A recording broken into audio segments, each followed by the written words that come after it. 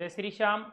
नमस्कार, कैसे हो आप सभी। उम्मीद करता हूं कि आप सभी स्वस्थ होंगे, बढ़िया होंगे और अपनी पढ़ाई सुचारू रूप से कर रहे होंगे। मैं महेश कुमार एक बार फिर से आप सभी का अपने पसंदीदा YouTube channel MS science expert पर हार्दिक स्वागत करता हूं।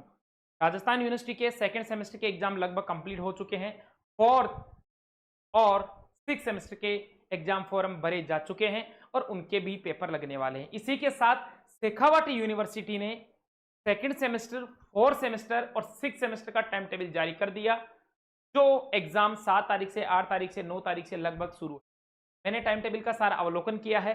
राजस्थान यूनिवर्सिटी के चाहे फर्स्ट सेमेस्टर की बात हो, चाहे सेकंड की हो, थर्ड की हो, 2025 की हो और 2026 की, तो हमने क्वेश्चन बनाए वो 101% कॉपी पेस्ट आए हैं। अब बात करते हैं, शुरुआत करते हैं शेखावाटी यूनिवर्सिटी के स्टूडेंट्स के लिए। शेखावाटी यूनिवर्सिटी के वे सभी स्टूडेंट ध्यान दें जो मेरा वीडियो या मेरी क्लास पहली बार देख रहे हैं, वो अपने किसी भी मित्र से राजस्थान यूनिवर्सिटी का कोई पेपर मंगवा लीजिए, चाहे वो जूलॉजी का हो, चाहे वो बॉटनी का हो, और अपनी एक क्लास उठा के देख लीजिए, कोई भी बॉटनी जूलॉजी 2025 2026।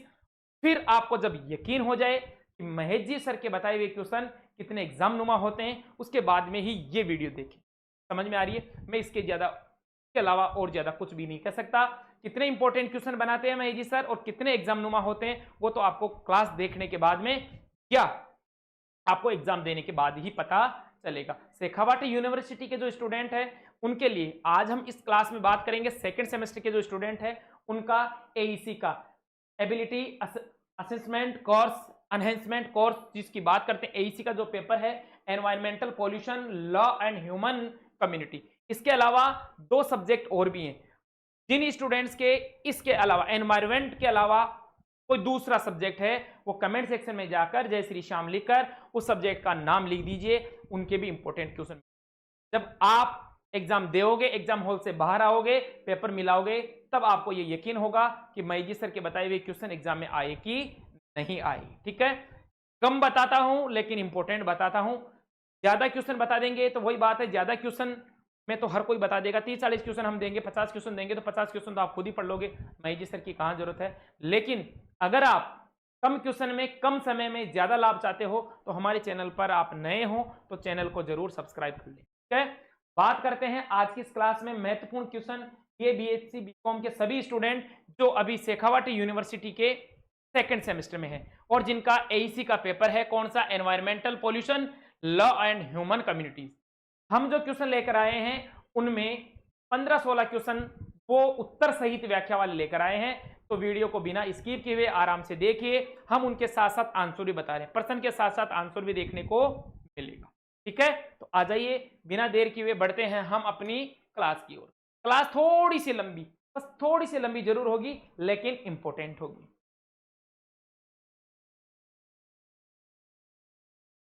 और मैं तो ये कह रहा हूं, अगर आपको मुझ पर भरोसा है तो सब्सक्राइब बाद में कीजिए, पहले क्वेश्चन को देखिए, एग्जाम दीजिए और उसके बाद में आपको लगे कि हाँ महेश जी सर के बताए हुए क्वेश्चन एग्जाम नुमा होते हैं, तो उसके बाद में ही आप चैनल को सब्सक्राइब कीजिए।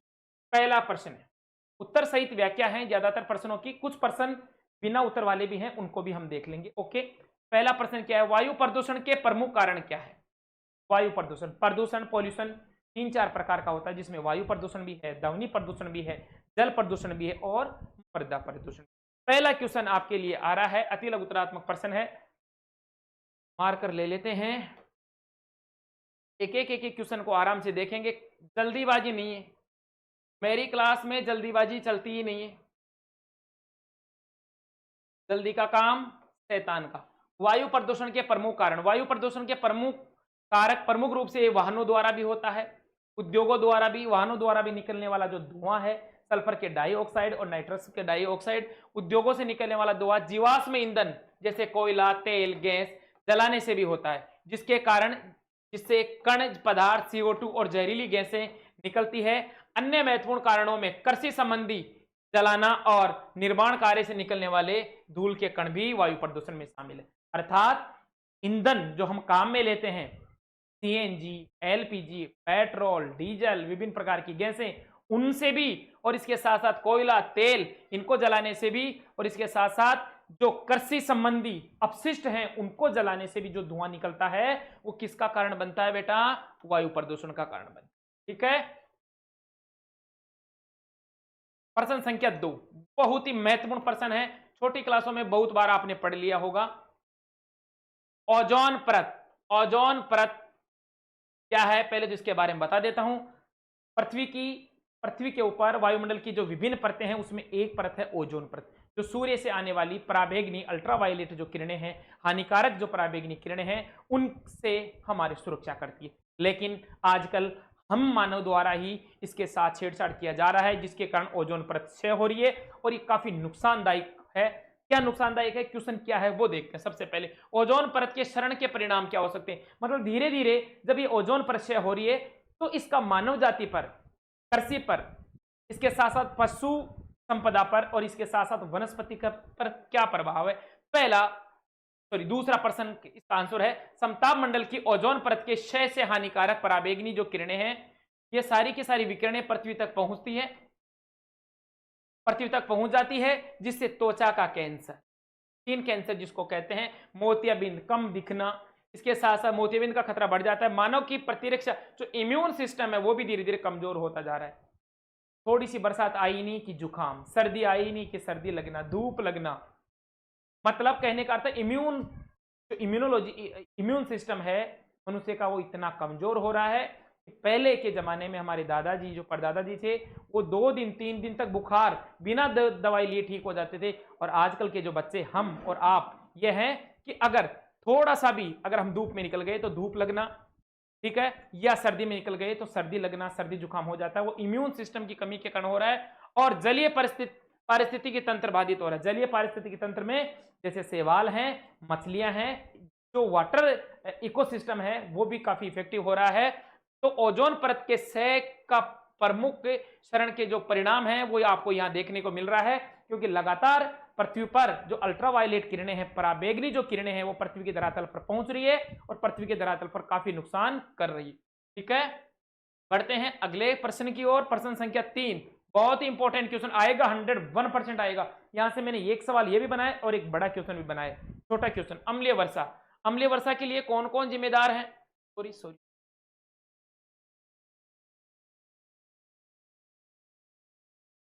रहा है ना, बिल्कुल दिख रहा है, ओके, अब सही दिख रहा है। अम्लीय वर्षा के लिए कौन कौन प्रदूषक जिम्मेदार है। देखो पहले तो मैं बात बता देता हूं कि अम्लीय वर्षा होती क्यों है। अम्लीय वर्षा का होने का कारण है सल्फर के डाइऑक्साइड और नाइट्रोजन के डाइऑक्साइड। जल ये जल के साथ मिलते हैं तो सल्फर के डाइऑक्साइड मिलकर बेटा सल्फ्यूरिक अम्ल का निर्माण कर लेते हैं, ठीक है ना, अम्ल बना लेते हैं। जब ईंधन को हम जलाते हैं या वाहनों से निकलने वाला धुआं है उसमें सल्फर के डाइऑक्साइड या नाइट्रोजन के डाइऑक्साइड ये जल के साथ मिलते हैं तो बना लेते हैं नाइट्रिक एसिड। नाइट्रिक एसिड बना लेते हैं, सल्फ्यूरिक एसिड बना लेते हैं। जब ये वायुमंडल में सल्फ्यूरिक एसिड और नाइट्रिक एसिड बन जाता है तो बरसात के साथ पृथ्वी जब धरातल तक आता है तो कुछ पेड़ पौधे मनुष्य एक निश्चित पीएच पर जीवित रहते हैं। कुछ पेड़ पौधे ऐसे हैं जिनको 7 पीएच चाहिए, मतलब उदासीन। कुछ पेड़ पौधे ऐसे हैं जिनको 7 से कम पीएच चाहिए और कुछ ऐसे हों जिनको 7 से ज्यादा पीएच। तो लगभग उदासीन पीएच पर सारे जीव जंतु रह पाते हैं।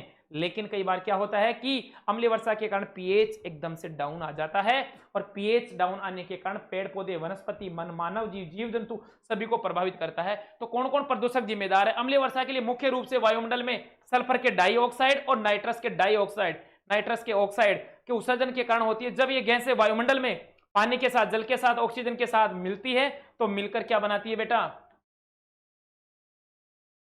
मिलती है तो मिलकर बेटा एसिड बनाती है, और वो एसिड के साथ, अम्ल के साथ वर्षा आना अम्लीय वर्षा कहलाता है, जो जंगलों और जलीय जीवों को नुकसान। बिल्कुल सीधी सीधी बात है। इससे वनस्पति भी और जीव जंतु भी, और जलीय जीव जंतु और स्थलीय जीव जंतु, ऐसा नहीं है कि केवल और केवल ये स्थलीय जीव जंतुओं पर प्रभाव डालती है। सबसे ज्यादा इनका जो प्रभाव है, क्योंकि वो सीधा जल बहकर नदियों, तालाबों से, झरनों से होता हुआ समुद्रों तक जाता है, समुद्रों का पीएच गिर जाता है, समुद्र में रहने वाले जितने भी वनस्पति हैं और जीव जंतु है उनको काफी नुकसान उठाना पड़ता है। ठीक है ना, अम्लीय वर्षा बहुत ही खतरनाक। आपने देखा होगा कई बार फसलें अच्छी रहती है, एक बरसात ऐसी होती है कि पूरी फसल पीली पड़ जाती है। ठीक है, वो पीली पड़ने का कारण, जलने का कारण, उसकी वृद्धि रुकने का कारण अम्लीय वर्षा ही है। और अम्लीय वर्षा के लिए कौन जिम्मेदार है, हम सब जिम्मेदार हैं। लगातार ईंधनों का उपयोग करने के कारण वायुमंडल में इतना पोल्यूशन हो गया कि वो जो गैसें हैं वो जल के साथ ऑक्सीजन के साथ संयोग करके अम्ल बना लेती है और अम्ल वो सीधा अपने पास आता है किसके द्वारा, बरसात के रूप में, बरसात के जल के साथ, और वही क्या कहलाती है, अम्लीय वर्षा कहलाती है। ठीक है, आ जाइए, दिख रहा है ना बिल्कुल। कई बच्चे कमेंट करेंगे कि मास्टर दिखाई आप तो दिखाई देते हो लेकिन आपका लिखा हुआ दिखाई नहीं दे रहा है। करते हैं बच्चे कमेंट, कमेंट्स का क्या है, बच्चे तो कुछ भी कमेंट कर सकते हैं, बच्चे तो बच्चे होते हैं। आज एक बच्चे ने कमेंट कर दिया मास्टर सही नहीं पढ़ा रहा, तू पढ़ा ले यार दादा, है ना।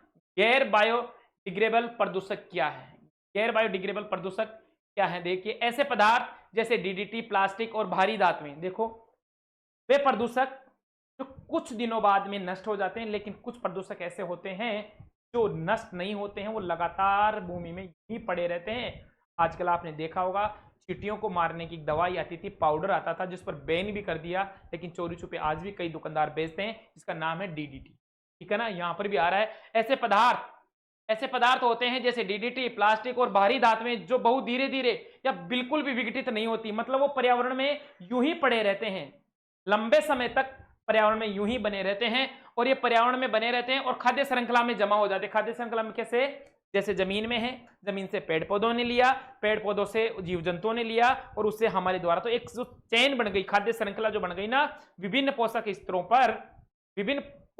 पर एक जीव को दूसरे जीव के रूप में, भोजन के रूप में प्रयुक्त करना क्या कहलाती है, खाद्य श्रृंखला कहलाती है, पारिस्थितिकी की एक चैन कहलाती है। तो उस पारिस्थितिकी की खाद्य श्रृंखला में बने रहते हैं, इस प्रक्रिया में जैव आवर्धन कहा जाता है। मतलब ये जो डीडीटी है, प्लास्टिक के कुछ कण हैं, विशेष प्रकार के केमिकल हैं, वो धीरे धीरे जीवों के शरीर में जमा होते जाते हैं, वो कहलाता है जैव आवर्धन, जैव संचय। बहुत ही महत्वपूर्ण टॉपिक है ये, जैव आवर्धन। जैव आवर्धन कहा जाता है जिससे वन्य जीवों और मनुष्य को नुकसान। अब देखो एक बात, हम जो विभिन्न प्रकार की सब्जियां, फल सब्जियां खाते हैं, उनमें केमिकल्स का यूज होता है, रसायनों का यूज होता है, तो उनसे एक दिन में तो हम मर नहीं जाते, लेकिन वो धीरे धीरे खाने से वो केमिकल हमारे शरीर में जमा हो जाते हैं, और विभिन्न प्रकार के केमिकल ऐसे होते हैं जो कैंसर पॉजिटिव होते हैं, कैंसर के सेल्स को प्रेरित करते हैं, और कैंसर जैसी बीमारियों का सामना करना पड़ता है। ठीक है ना। तो गैर बायोडिग्रेडेबल प्रदूषक क्या है, जो नष्ट नहीं होते हैं और जमा रहते हैं, विघटित नहीं होते हैं, बने रहते हैं खाद्य श्रृंखला में, और ये जैव आवर्धन कहा जाता है, जिससे वन्य जीवों को काफी नुकसान उठाना पड़ता है। ठीक है, नेक्स्ट बढ़ते हैं, प्रश्न संख्या 5 की ओर बढ़ते हैं बेटा। प्राथमिक व द्वितीयक वायु प्रदूषकों में क्या अंतर है। प्राथमिक वायु प्रदूषक पहचाने जाने योग्य स्रोतों में सीधे उत्सर्जित होने वाले प्रदूषक प्राथमिक प्रदूषक कहलाते हैं, जैसे कार्बन मोनोऑक्साइड, सल्फर के डाइऑक्साइड और नाइट्रोजन के ऑक्साइड, मतलब CO2, CO और NO जो हैं, ये क्या कहलाएंगे बेटा, प्राथमिक प्रदूषक। जबकि द्वितीय प्रदूषक कौन कौन कहलाएंगे, द्वितीय प्रदूषक प्राथमिक प्रदूषकों से जुड़ी रासायनिक प्रतिक्रियाओं के परिणाम स्वरूप वायुमंडल में से उत्पन्न होते हैं, जैसे O3 और फोटोकेमिकल स्मॉग। फोटोकेमिकल स्मॉग जो है वो द्वितीय प्रदूषक कहलाते हैं। ठीक है, प्रश्न हो गए बेटा 5।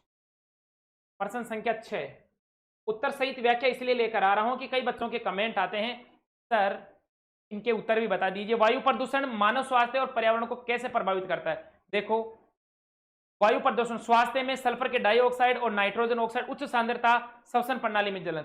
जब नाइट्रोजन के ऑक्साइड और सल्फर के ऑक्साइड, जब इनकी कंसंट्रेशन बढ़ जाती है, सांद्रता वायुमंडल में बढ़ जाती है, ये NOx नहीं टाइपिंग में है ना, नाइट्रोजन के ऑक्साइड की उच्च सांद्रता श्वसन प्रणाली में जब ये वायुमंडल में जमा हो जाते हैं काफी मात्रा में, तो ये श्वास लेने में दिक्कत पैदा करते हैं, परेशानी पैदा कर, जलन होती है, जिससे अस्थमा और क्रोनिक ऑब्स्ट्रक्टिव पल्मोनरी डिजीज, जिसे COPD भी कहते हैं, COPD भी कहा जाता है, स्थिति बिगड़ जाती है। पर्यावरण में SO2 और NO पानी के साथ प्रतिक्रिया करके सल्फ्यूरिक, अभी जो बात आएगी तो सल्फ्यूरिक एसिड बनाते हैं, जिससे अम्लीय वर्षा होती है, और अम्लीय वर्षा पेड़ पौधों को नुकसान पहुंचाती है और मिट्टी में पोषक तत्वों को बहा ले जाती है। हाँ, में एक बात और भी है कि जो एसिड रेन होती है, अम्लीय वर्षा होती है, तो ये क्या करती है, जो पोषक तत्व है ना, उनको भी साथ में काट कर ले जाती है, बहा ले जाती है। जैव संकेतक लाइकेन SO2 के प्रति अत्यधिक संवेदनशील होते हैं, और वायु प्रदूषण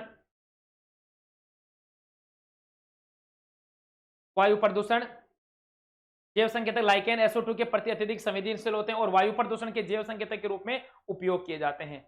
वायु प्रदूषण को नियंत्रित करने के सर्वोत्तम उपाय क्या है, कैसे इसको कम किया जा सकता है। देखो, कम ईंधन का उपयोग, ठीक है ना, स्वच्छ ईंधन, जैसे स्वच्छ ईंधन के रूप में आजकल दिल्ली में तो ये चल ही रहा है सीएनजी, सीएनजी की गाड़ी। इससे संबंधित सवाल भी आएगा। कम सल्फर वाला कोयला उपयोग करना, नवीनीकरण ऊर्जा की और संक्रमण करना। इसके अलावा औद्योगिक चिमनियों में विषाक्त गैसों को हटाने के लिए स्क्रबर लगाना, नाइट्रोजन के ऑक्साइड और कार्बन मोनोऑक्साइड के उत्सर्जन को कम करने के लिए वाहनों में कैटेलिटिक कन्वर्टर का उपयोग। वाहनों में जो स्पार्क प्लग होता है उसके पास में एक छोटी सी मशीन लगने लगी आजकल, जो जैसे ही सीओ निकलता है या कार्बन डाइऑक्साइड गैस निकलता है उसको कार्बन को कम करके बाहर निकालता है ताकि उससे पोल्यूशन कम हो। तो कहने का अर्थ यह है कि हम ऐसे ईंधन को अपनाएं। सीधी सीधी बात, आंसर तो यहां लिखा हुआ है लेकिन मैं एक बार समझा देता हूं कि स्वच्छ ईंधन को अपनाएं और ऐसे ईंधन को अपनाएं जो कम से कम मात्रा में क्या उत्पन्न करता हो बेटा, पोल्यूशन उत्पन्न। ठीक है।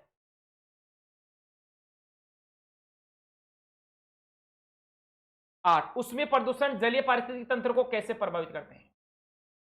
उष्मा का प्रदूषण मतलब हीट वेव जो हो जाती है, उष्मा बढ़ जाती है, वो पारिस्थितिक तंत्र को कैसे प्रभावित करता है। पारिस्थितिक तंत्र को कैसे प्रभावित करता है। उसमें प्रदूषण तब होता है जब औद्योगिक या बिजली संयंत्रों का गर्म अपशिष्ट जल जल निकायों में छोड़ा जाता है तो तापमान में वृद्धि के कारण ऑक्सीजन की घुलनशीलता कम हो जाती है, जिससे घुलित ऑक्सीजन की भारी मात्रा में कमी आती है। और जब क्या होता है कि कुछ संयंत्र ऐसे होते हैं, कुछ कारखाने ऐसे होते हैं जिनसे निकलने वाला गर्म जल सीधा ही रिसाइकिल किए बिना उनको फैक्ट्री वाले, कारखाने वाले कहां छोड़ देते बेटा, नालों में छोड़ देते हैं, तालाबों में छोड़ देते हैं, वो नदियों में चला जाता है। अब नदी का जो जल है वो एक प्रकार से पहले की अपेक्षा उसका टेम्परेचर बढ़ जाएगा। कुछ जीव, कुछ पेड़ पौधे जैसे कुछ लाइकेन वगैरह हैं, कुछ शैवाल वगैरह हैं, वो एक निश्चित टेम्परेचर पर उस जल में रहेंगे। जो प्लेक्टोन है, फाइटोप्लेक्टोन है, जंतु प्लवक और पादप प्लवक। लेकिन जब टेम्परेचर बढ़ जाएगा तो जल में घुली हुई, कुछ जीव ऐसे होते हैं जो जल में घुली हुई ऑक्सीजन का उपयोग करते हैं। तो टेम्परेचर बढ़ने के कारण जल में घुली हुई ऑक्सीजन की मात्रा, या जिस टेम्परेचर पर जल में ऑक्सीजन घुलती थी, टेम्परेचर बढ़ने के कारण जो ऑक्सीजन घुल रही थी वो नहीं घुल पाएगी। ऐसी परिस्थिति में ऑक्सीजन में कमी आएगी और जलीय जीवों पर गंभीर संकट उत्पन्न होगा।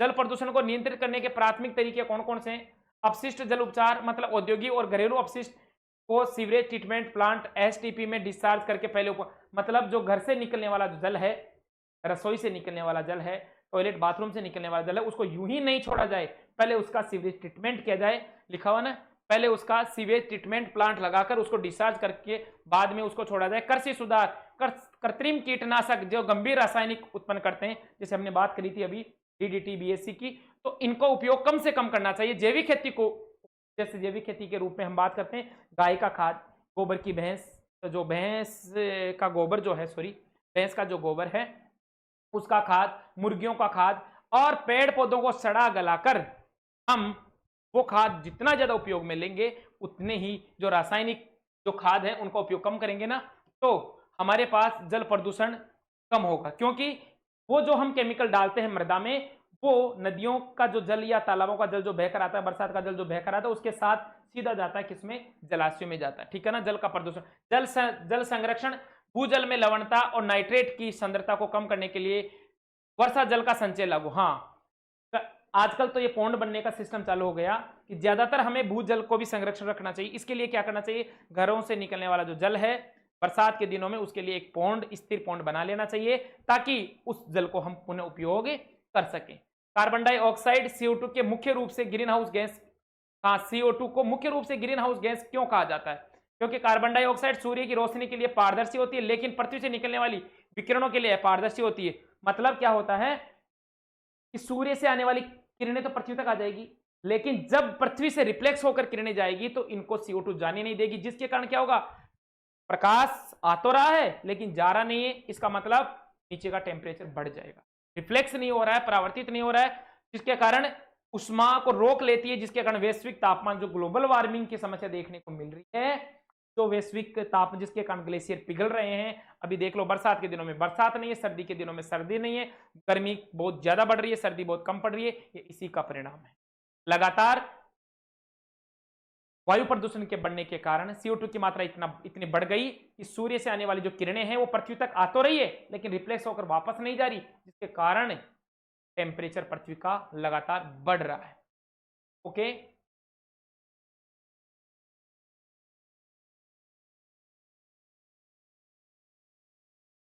प्रश्न संख्या 11, तीव्र विकिरण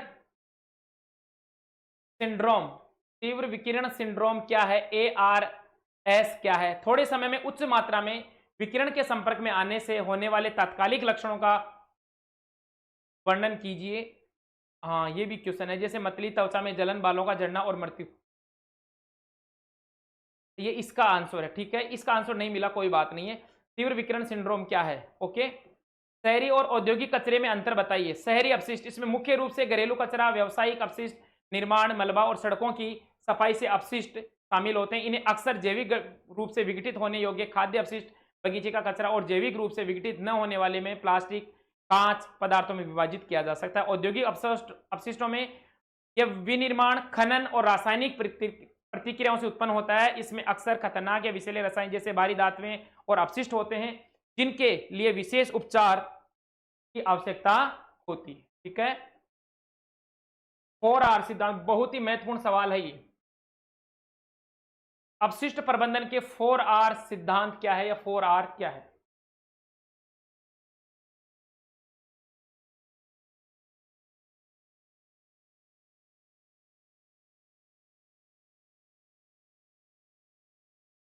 आ जाइए एक बार। अपशिष्ट प्रबंधन के लिए 4R क्या है? अपशिष्ट प्रबंधन के पदानुक्रम को समझाना एक मानक आवश्यकता है। जैसे सबसे पहले तो 4R का मतलब यूज कम करो उसका, ठीक है ना। कम करना, उत्पादन प्रक्रियाओं को अनुकूलित करके उपभोक्ता आदतों को बदलकर हम जो कचरे की जो मात्रा है उसको कम से कम उपयोग करें। और अगर उपयोग कर रहे हैं, जैसे प्लास्टिक की थैलियां उपयोग भी कर रहे हैं तो पुनः उपयोग। कई बार क्या होता है, आदत होती है, वो आपकी भी है मेरी भी है, सबके लिए, इसको सुधारना चाहिए। बाजार में सब्जी लेने जाते हैं, अपने पास एक थैली बड़ी है जिसमें हमने आलू ले लिया, हम मिर्ची ले रहे हैं तो उसके लिए दूसरी थैली मांगते हैं।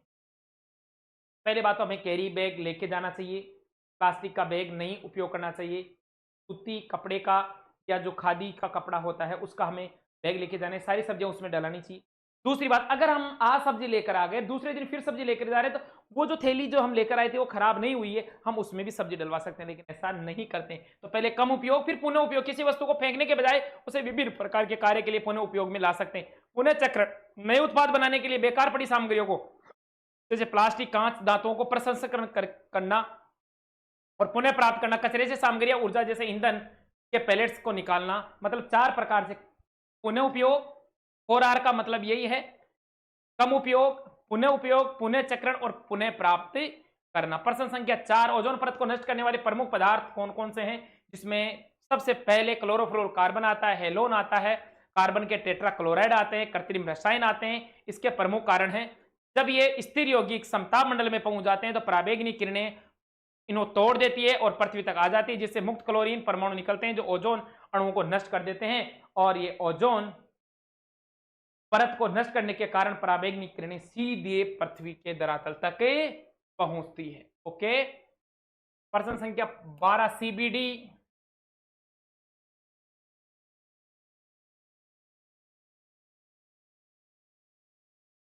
सीबीडी को कब और कहां अपनाया गया? सीबीडी, इसे जून 1992 में रियो डी जेनेरियो में आयोजित पृथ्वी शिखर सम्मेलन के हस्ताक्षर के लिए खोला गया था और यह है 29 दिसंबर 1993 को लागू हुआ। सीबीडी के प्रमुख उद्देश्य क्या है? जैव विविधता संरक्षण पर यह कानून बनाया गया है। सीबीडी के प्रमुख उद्देश्य क्या है? जैव विविधता का संरक्षण करना, दूसरा इसके घटकों का सतत उपयोग करना और आनुवंशिक संसाधनों से उत्पन्न होने वाले विभिन्न लाभों का उचित और समान वितरण करना, ठीक है ना। मॉन्ट्रियल प्रोटोकॉल और Kyoto protocol. Montreal protocol ozone परत के संरक्षण के लिए बनाया गया है, बहुत ही महत्वपूर्ण है। ओजोन परत से, ओजोन वाले चैप्टर से ओजोन को होने वाले नुकसान, ओजोन किससे के कारण, मॉन्ट्रियल प्रोटोकॉल, यहां से एक सवाल 101% आएगा। इसे सीएफसी, हेलोन और मिथाइल क्लोरोफॉर्म जैसे कार्बनिक विषाणु ओडीएस को चरणबद्ध तरीके से समाप्त करने के लिए, परत की रक्षा करने के लिए, ये जो प्रोटोकॉल, अभी बात आ गई ना कि किस प्रकार से ओजोन परत का संरक्षण किया जा सकता है, क्लोरोफ्लोरोकार्बन से, हेलोन से, और इसके अलावा जो मिथाइल क्लोरोफॉर्म है, इन सभी विषैले पदार्थों से ओजोन को किस प्रकार बचाया जा सकता है, उसके लिए सरकार ने एक प्रोटोकॉल बनाया गया। उस प्रोटोकॉल का नाम है मॉन्ट्रियल प्रोटोकॉल। ओके। दूसरा आ गया क्योटो प्रोटोकॉल। क्योटो प्रोटोकॉल ने किन गैसों पर ध्यान केंद्रित किया? इन्हें 6 प्राथमिक ग्रीन हाउस गैसों में लक्षित किया, जिसमें कार्बन के dioxide, methane, nitrous oxide, hydrochlorocarbon, CFC और परक्लोरोफ्लोरोकार्बन और सल्फर हेक्साफ्लोराइड SF6। मतलब क्योटो जो प्रोटोकॉल है उनने इन 6 जो गैसें हैं उन पर काम किया। भाई ये हानिकारक गैसें हैं उन ध्यान केंद्रित किया, जिसमें CO2 है, CH4 है, N2O है, HFC है, PFCs है और SF6 है। ठीक है। 17 कार्बन फुटप्रिंट क्या है।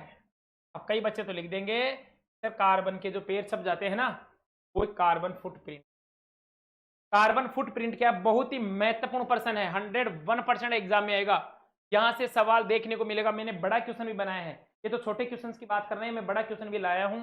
कार्बन फुटप्रिंट क्या है, ये किसी व्यक्ति, घटना, संगठन या उत्पाद द्वारा वायुमंडल में छोड़ी गई ग्रीन हाउस गैसों की कुल मात्रा है। मतलब वायुमंडल में मनुष्य द्वारा, मानव द्वारा, किसी उद्योग द्वारा या किसी संगठन द्वारा कितनी मात्रा में ग्रीन हाउस गैसें छोड़ी गई है, मुख्य रूप से कार्बन डाइऑक्साइड और मीथेन।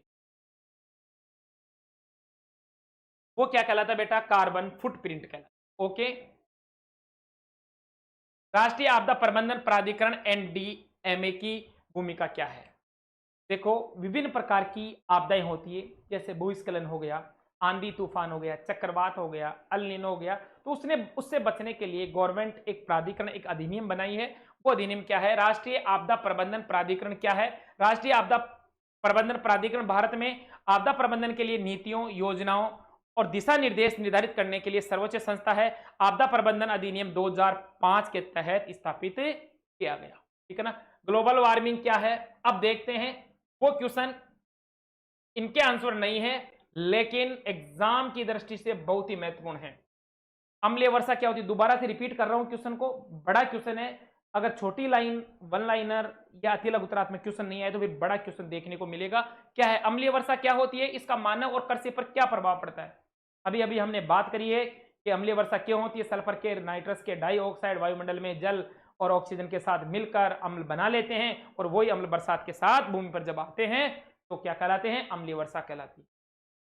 मानव जनसंख्या वृद्धि का पर्यावरण और मानव स्वास्थ्य पर क्या प्रभाव पड़ता है। मानव जनसंख्या वृद्धि, लगातार जो पॉपुलेशन बढ़ रही है उसका मानव पर और मानव के स्वास्थ्य पर और पर्यावरण पर क्या इफेक्ट है, उसका लेख अपने शब्दों में आपको लिखना। चिपको आंदोलन जो राजस्थान का है, राजस्थान में बिश्नोई समाज द्वारा वन्य जीव संरक्षण में क्या भूमिका। मतलब बिश्नोई समाज एक पर्टिकुलर, वैसे सभी को करना चाहिए, लेकिन बिश्नोई समाज वन्य जीवों के लिए, पेड़ पौधों के लिए, वनस्पतियों के लिए काफी अग्रसर है। उनकी क्या भूमिका है। इसके साथ साथ राजस्थान में जो चिपको आंदोलन सुंदरलाल बहुगुणा द्वारा चलाया गया, चिपको आंदोलन की भी आपको भूमिका व्यक्त करनी है। वन्य जीव संरक्षण अधिनियम पर विस्तृत लेख लिखिए। वन्य जीवों को बचाने के लिए गवर्नमेंट द्वारा एक अधिनियम बनाया गया, वन्य जीव संरक्षण अधिनियम, वो क्या था, कब लागू हुआ, उस पर पूरा लेख आपको लिखना है। उसके बाद में देखो फिर क्वेश्चन आ गया, बड़ा क्वेश्चन, वायु प्रदूषण क्या है, इसके कारण व निवारण के, क्यों होता है वायु प्रदूषण और इससे कैसे बचा जा सकता है, निवारण के उपाय आपको बतानी। आपदा प्रबंधन को समझाते हुए, बाढ़ आ गई ना बात, अभी तो हम बात कर रहे थे आपदा प्रबंधन में, जैसे बाढ़ आ गई, भूकंप आ गया, चक्रवात आ गया, भूस्खलन हो गया, तो इन पर आपको विस्तृत लेख लिखना है। आपदा प्रबंधन के समय या इन परिस्थितियों में आपदा प्रबंधन किस प्रकार से कार्य करता है। दिल्ली में CNG वाहनों के उपयोग से जन जागरण, 2 बार लिख दिया गया, हाँ कोई बात नहीं। जन जागरण में क्या क्रांति आई है, मतलब लगातार गवर्नमेंट द्वारा यह आह्वान किया गया कि ऐसा ईंधन यूज लो जो कम पोल्यूशन उत्पन्न करे। तो दिल्ली में हाल ही में 2-4 साल से लगातार इस बात को, अब तो इलेक्ट्रिक बसें वगैरह, कारें वगैरह भी आ गई, लेकिन CNG का उपयोग है। तो CNG का उपयोग करने से वहां की जो जनता है या मानव का जो व्यवहार है वो किस प्रकार प्रभावित हुआ है, उसको आप अपने शब्दों में लिखेंगे कि CNG का उपयोग करने से जन जागरण में क्या क्रांति आई है, किस प्रकार बदलाव आया है, और क्या बदलाव आप देखना चाहते हैं उसका उल्लेख आपको करना है। ठीक है। अगला प्रश्न, विभिन्न प्रकार के संसाधनों जैसे नदियां है, पहाड़ है एवं वनस्पतियों के दस्तावेज संकलन के लिए, जैसे मैं आपको कोई काम दे दूं कि आप एक बड़ा भौगोलिक क्षेत्र है, उसमें वन संपदा है, उसका आप डाटा इकट्ठा करके लाइए, या राजस्थान की विभिन्न जो नदियां हैं उसका मैप बनाइए, कहाँ की नदियां हैं, कौन सी नदी 12 मासी है, कौन सी 6 माही है, कि किस नदी में पानी लगातार बहता है, नहीं बहता, उसका एक डाटा संकलन कीजिए। दस्तावेज संकलन के लिए किस प्रकार से कार्य किए जाते हैं, कैसे आप कार्य करोगे, इनका क्या महत्व है और क्यों करवाया जाता है। सर्वे सर्वे जिसको बोलते हैं, वनस्पतियों का हो, जीव जंतुओं का हो, नदियों का, पहाड़ों का, कोई भी संसाधन हो, उनका सर्वे क्यों करवाया जाता है, इनका क्या महत्व है, आप अपने शब्दों में लिखेंगे इसको। इसके अलावा किसी शहरी या ग्रामीण निकाय में प्रदूषण क्षेत्र का अवलोकन करके आप किस दृष्टि से करेंगे, मतलब अगर आप शहर में रह रहे हैं या आप ग्रामीण परिवेश में रह रहे हैं तो प्रदूषण, वहां पर प्रदूषण कैसे फैलाया जा रहा है, किसके द्वारा प्रदूषण फैलाया जा रहा है, प्रदूषण क्षेत्र का अवलोकन आप किस दृष्टि से करेंगे, अपने विचार लिखिए। पारिस्थितिकी तंत्र क्या है, इकोसिस्टम की परिभाषा लिखनी है। पारिस्थितिकी तंत्र की अवधारणा क्या है, इसमें खाद्य श्रृंखला, पारिस्थितिकी तंत्र में खाद्य श्रृंखला, खाद्य जाल, पारिस्थितिकी पिरामिड, और इसके अलावा बहुत ही इंपॉर्टेंट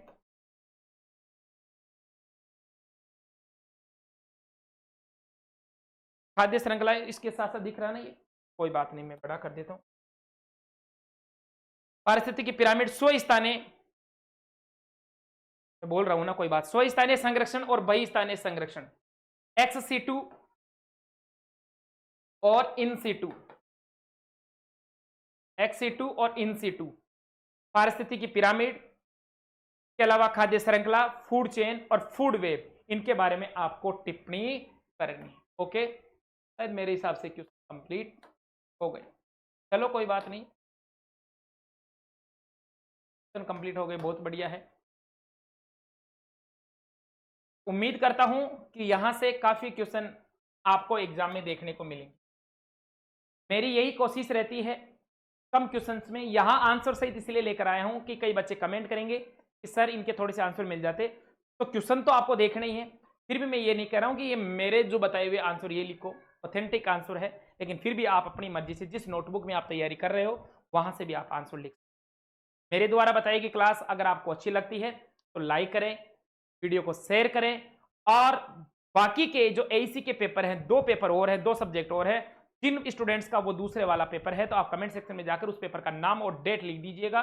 इसके साथ साथ मैंने सारे टाइम टेबल का अवलोकन कर लिया है, जूलॉजी, बॉटनी, केमिस्ट्री, इसके साथ साथ पॉलिटिकल साइंस, जो हमारी टीम है, अकेला आदमी नहीं हूं मैं, टीम मिलकर काम करती है, केवल क्वेश्चन समझाने का काम मेरा है, तो टीम के द्वारा हम सारी क्वेश्चन आपको प्रोवाइड करवाएंगे। लेकिन आप चैनल को अगर नए हो तो सब्सक्राइब जरूर करें, और अगर वीडियो पसंद आए तो इसको लाइक जरूर करें। ठीक है, मिलते हैं नेक्स्ट क्लास में, तब तक के लिए जय श्री श्याम, राधे कृष्ण।